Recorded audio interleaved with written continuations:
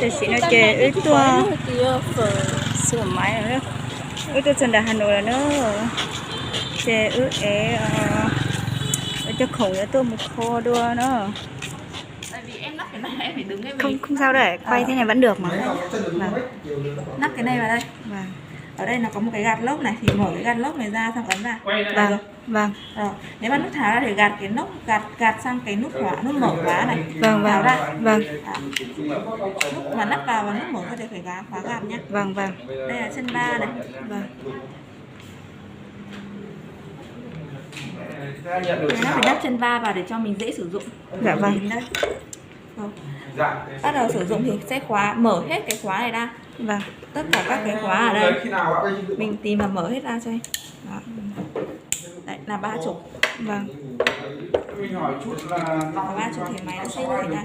Nó sát đến chục tập rưỡi chưa nhỉ? Theo cái chiều này là có chữ Ronin nó sẽ theo chiều thẳng, không phải là chiều ngược như này. Nếu mà để vào bên này nó sẽ bị ngược này. Vâng, vâng. Ngược cái chữ này phải chiều thẳng này nhé. Vâng. Còn với máy thì nếu mà sử dụng gimbal thì tất cả đều phải tháo dây ra cho em nhé, mình không lắp dây. Dạ vâng.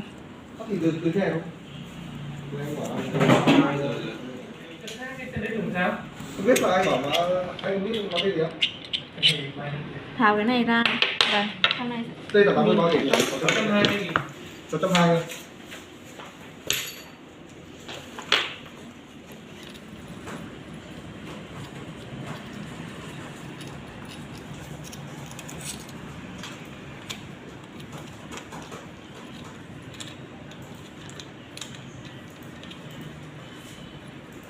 thấy chặt vào này. Vâng.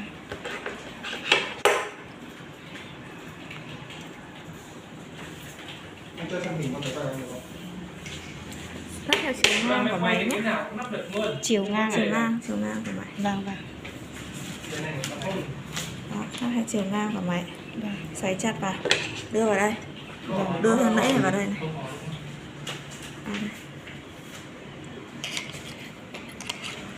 Đây, đưa vào đây.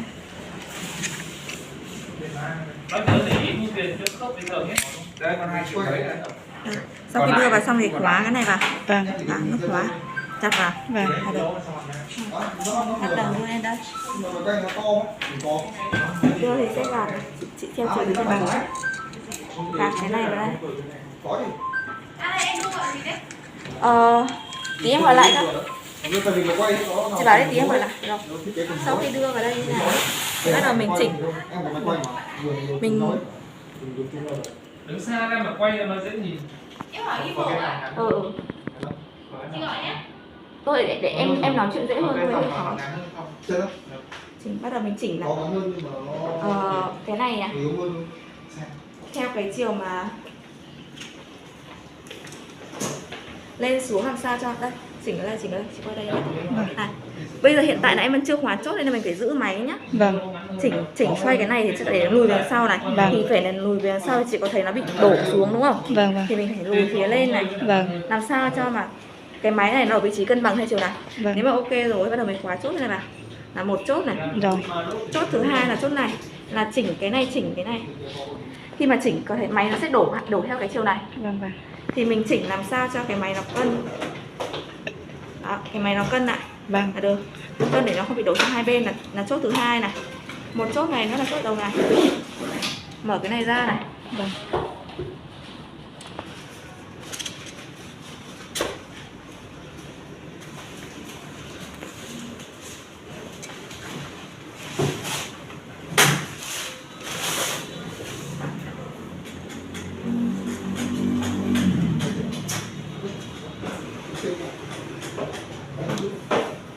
Chỉnh làm sao cho nó không bị đổ như này. Vâng, vâng. Cho là chị có hình dung là sẽ là theo kiểu dạng chỉnh theo cân đấy. Vâng.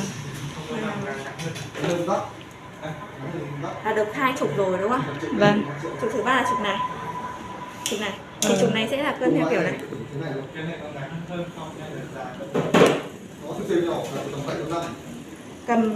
Cầm cái gimbal theo chiều này. Rồi. Cái này ra này.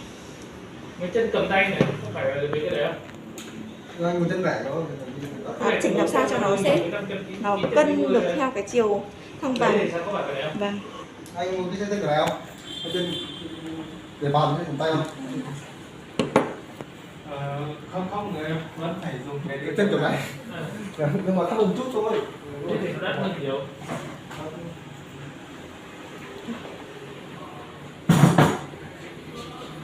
Là cân bằng rồi nhá. Vâng. Thì đến lúc mà khi mà mình chỉnh 30 cùng một lúc ấy thì những cái trục nó sẽ bị xuất hiện cái tình trạng nó không cân, mình phải chỉnh lại á. Vâng. Bây giờ nó sẽ cân. Chỉnh cân là khi mà bỏ gimbal này nhá, mình để gimbal ở bất kỳ vị trí nào ấy. Vâng. Thì nó sẽ đều giữ thẳng ở vị trí cũ. Người ta không cân ở một chỗ nào này.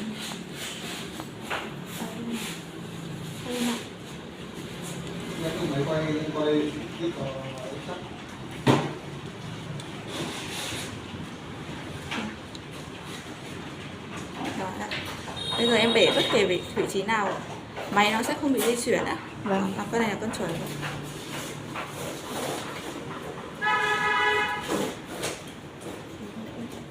Ok đâu? Đâu rồi đấy? Vâng. Vâng. Bây giờ lát đầy đủ đối gì?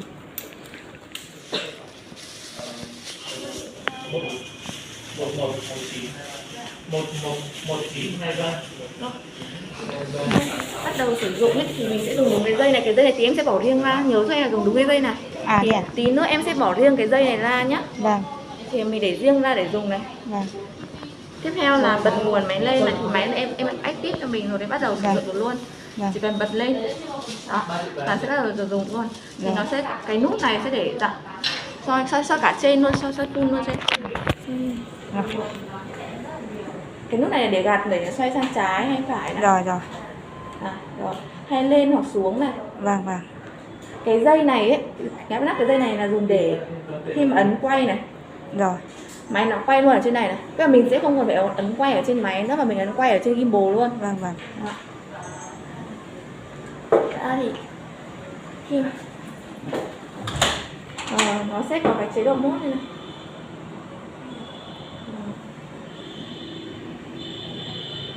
Các bạn đến bạn cầm 2 cơ. Em cầm rồi. Bạn chờ 2 phút chắc nó về tiền luôn. Dạ vâng ạ.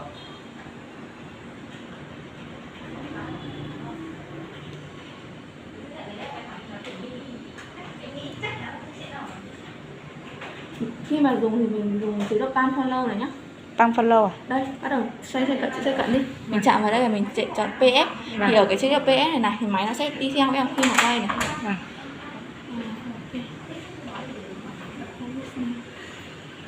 Khi mà quay này Rồi. thì khi mà mình quay sang phải thì máy sẽ đi sang phải này. Quay sang trái thì máy đi sang trái này. Vâng. Còn nếu mà ở chọn cái chế độ mà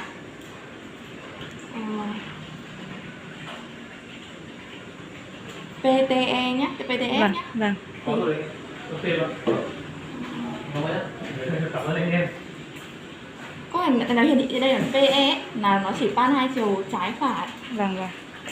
Chứ không lên xuống khi mà đẩy thì nó vẫn giữ nguyên đúng không? Vâng. Còn chế độ PE là trái phải và lên xuống nó đều đi theo này. Rồi. Đó. Nó hiển thị hết ở đây này. Vâng. Còn FPV thì nó sẽ là, chị thấy kiểu nó có cả cái chiều xanh kiểu đồng hồ hai bên như này ấy. Rồi. Này nó tắt lên. Đấy,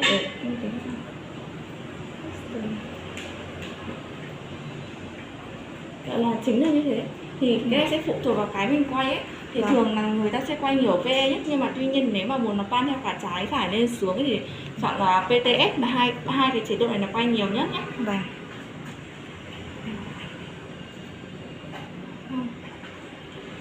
Ấn chụp này, ấn quay trên này này. Khi ấn chụp thì ấn nút đỏ này gì? Quay. À, quay. Cái nút quay. Ngoài ra ấy, nó có một cái nút đằng sau này. Rồi. Nút đằng sau này mà để ấn 2 lần. Rồi. Ấn 3 lần, 1 2 3. Nó sẽ xoay về hướng này. Vâng. Ấn 2 lần này, 1 2 này. Thì nó sẽ xoay ngược lại. Đó, Đó. thấy rồi. Còn thứ trước khi ở chế độ PTS đi, nó sẽ là kiểu pan đi theo cả trên dưới trái phải đúng không? Vâng. Mà mình đang không muốn nó theo chiều trên dưới trái phải ấy, thì mình ấn nút này. ấn giữ cái nút này, Dạ, ấn dạ. giữ nhé, thì Giữ luôn. thì đúng rồi, ấn giữ thì cái máy nó sẽ không pan theo chiều trên dưới nữa, Vâng, mà vâng. nó chỉ theo chiều trái phải, nó không Vâng, pan theo, vâng. nó như kiểu một cái nút khóa lốc ấy. Vâng vâng. Còn nếu mình bắt đầu lại muốn pan theo thì mình lại xoay. Rồi. Rồi, nói chung là mình dùng cơ bản đấy thôi. Vâng.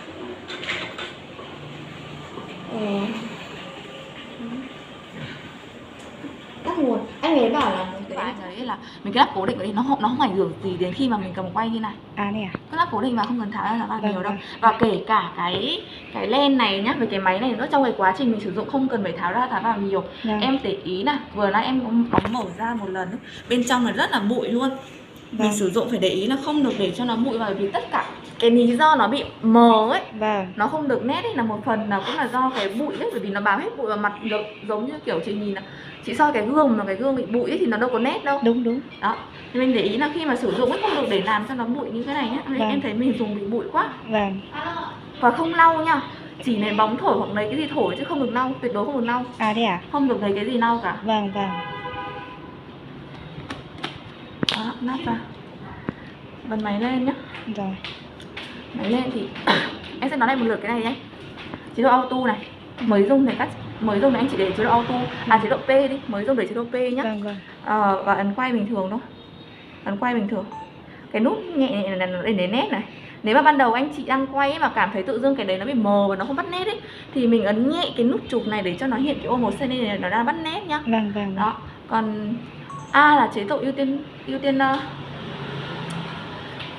khẩu độ, tốc độ. Cái chế độ A là để chụp chế độ chụp vật di chuyển nhanh, Vâng. hoặc cái quay vật di chuyển nhanh. Vâng.